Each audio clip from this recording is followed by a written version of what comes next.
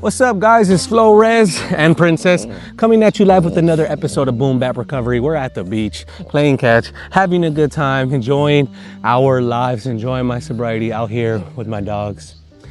Anyway, today I wanted to talk about hangovers, right? How they started, what was my first experience like with a hangover, and how bad they got as my disease progressed. And today, being at the beach just reminds me of all the times I used to come out to the beach for sure with my bottle of vodka somewhere in the knapsack and day drink. You know, I used to day drink, and I thought day drinking was like the best thing ever, man. Like the drinking during the day and then drinking at night, it's like two different like energies, right? And when I started day drinking, that's just when I really started developing brutal hangovers the next day, because I would drink all day. That's when I started drinking all day. Drink all day! But let me rewind a little bit to my first hangover, right? A lot of people that I've heard, you know, when they tell their story, they talk about how the first time they got drunk, they overdid it, which a lot of us do because we're young and we really don't know our limits or our, you know, we don't know how to drink. Not like we ever did, but we don't know how to drink. And people, you know, they black out, they throw up, and they end up with like these horrible hangovers. And then they're like, I don't want to do that again. Well, my first time ever being actually buzzed, because I had drank before, but I don't think I ever like drank enough. I had like a beer or something, and it never really gave me a head change. But the first time I actually got drunk was off of the original Recipe for Loco, which I had mentioned before. And that night I drank almost two, right? Almost two. And these were strong, you know. I was like 16, 17 years old, and man, I just like, it hit me like a ton of bricks, but I loved it. I loved the feeling that it gave me, the change of perspective, the warm feeling in my blood and in my heart. Just, I felt awesome, you know, as any true alcoholic does when they ingest alcohol. It's just like, ah. All right, just one. It'll get you off my back.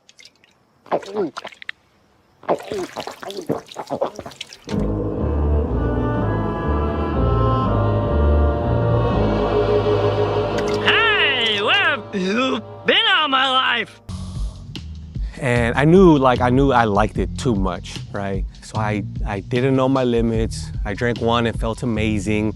So I wanted more. So I grabbed another one, and I almost finished that one, and I ended up super duper drunk, but not like crazy. I didn't black out or anything, just really horrid feeling the next day.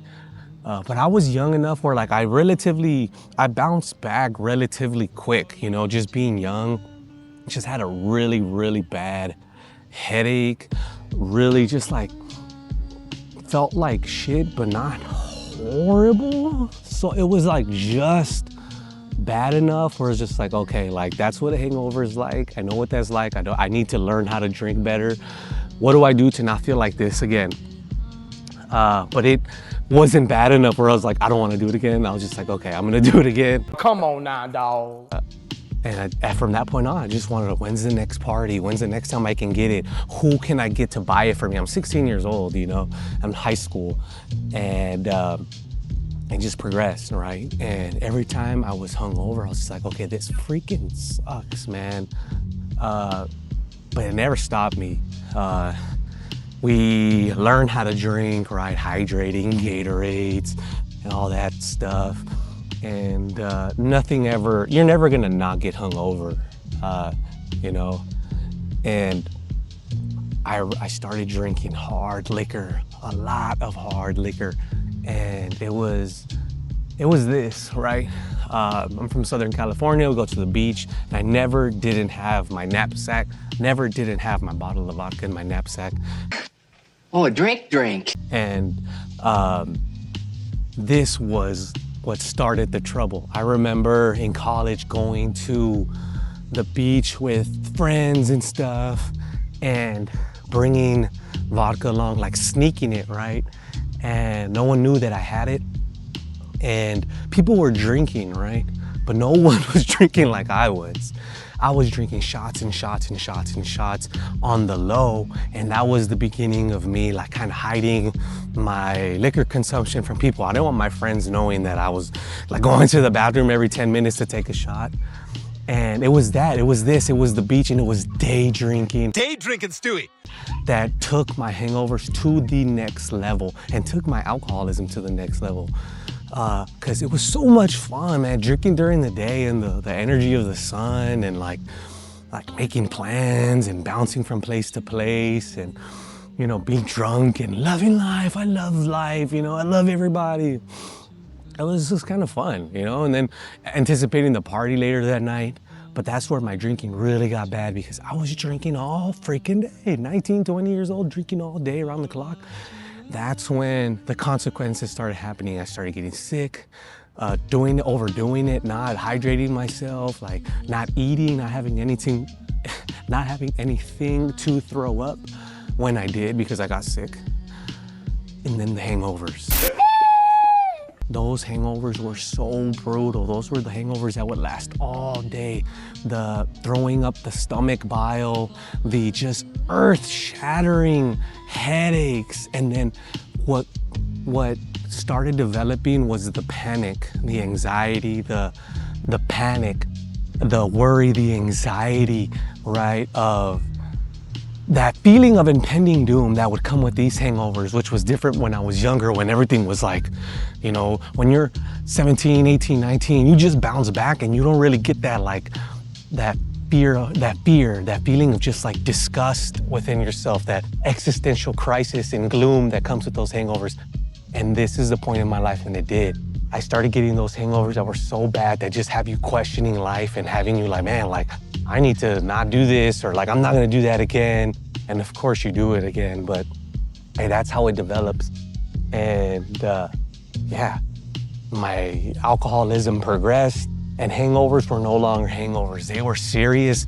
They started becoming serious bouts of withdrawal to the point where I learned this nifty trick, hair of the dog.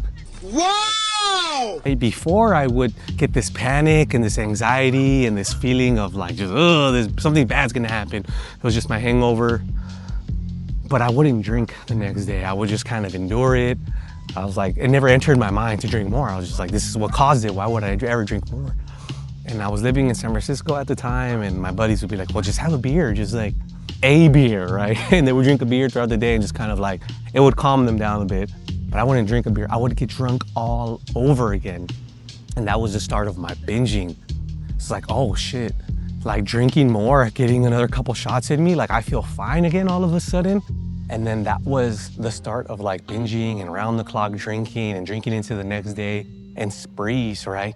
And that's where, when I would hit a wall where my body could no longer like handle it, these hangovers were turning into acute withdrawals where I'd wake up shaky, I'd wake up so nervous that I absolutely needed whatever remainder of alcohol I had left from the night before. I would still sleep the night through, I would kind of just pass out, but I would sleep enough to wake up the next day, just kind of knock myself out. And those were just like the most blistering, devastating, fear-inducing hangovers ever. You know, you're afraid to see anybody eye to eye. Those were the ones where I started like having, you know, resolutions to not drink anymore. So that was a f***ing lie. Of course, never a decision or never did anything to reach out to people that, hey, I think I have a problem. No, just kind of tucked my tail between my legs of whatever like embarrassing thing I did or whatever text messages that I got of what I did, or, you know, just see, I would drink by myself most of the time, so I would just see the disaster of my room, or I don't know, throw up in a bucket in a corner or something like that, right? And deal with my own shame of what I did, or just the shame of doing it over again, right? Yeah, and then that progressed into full-blown delirium. Started, like, when you get to the point of these hangovers and these sorts of withdrawals, it's absolutely terrifying. They call it alcohol, they call it Al-Kul, right? It's like I think it's an Arabic word for spirit, you know? When you're so broken from your body breaking down, your spirit breaking down, the withdrawals, the mania, you are almost so broken that you're able to kind of connect at these lower vibrational levels to like malevolent spirits that are out there. And mine were looking at me like, yeah, you're closer to death than life right now. And those hangovers were so freaking scary, dude. Like I would shake, I would like, you know, it would scare me, it would shock me when my phone would ring or someone would knock at the door because I thought that was it, I'm discovered, I'm found, like, and it was just, I couldn't drink water, I couldn't even eat. Like my liver was so damaged and so like mad at me that like whatever I would put in my body, it was just kind of, it wouldn't accept it because it was just so shocked, right? And those are the hangovers, and those are the times where, you know, I have to remember, like, that's where this thing gets you, you know, that's where this thing gets you. And I keep that close to my heart, you know, I keep that super close to my heart. And that's like, yeah, man. So I never want to go back, and waking up on a hospital bed, and that's not a hangover anymore. That's just like life-shattering reality check of waking up. And you know, it's sometimes it's necessary. For me, it was necessary for me to get like just absolutely broken open, where I'm like, okay, I need help. I can't keep doing this. Like, this is my way. This is what I think is appropriate response to every single hangover I've ever had, is to, I can do it. If I only do this, if I only do that, if I only do this, I'll be okay.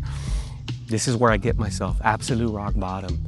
And that's what hangovers were like for me. And they progressed into the hangover of all hangovers, was me hitting bottom, almost dying, almost killing myself with alcohol.